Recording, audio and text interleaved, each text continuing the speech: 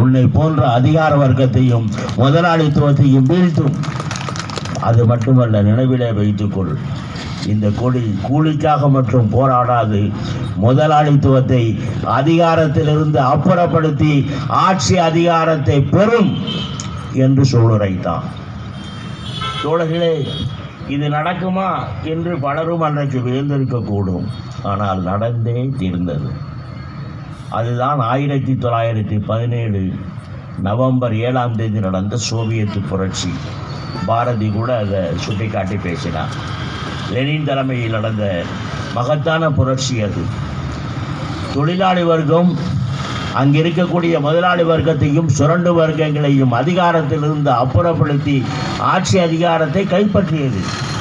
உலகின் முதல் நிகழ்வு, தொழிலாளி வர்க்கத்தின் கையில் அரசியல் அதிகாரம். அப்போது கூட முதலாளித்துவவாதிகள் எக்காலம் விட்டார்கள், கூலிக்காரர்களாவது அதிகாரத்தில் நீடித்திருப்பதாவது என்று. ஆனால் வரலாறு என்ன?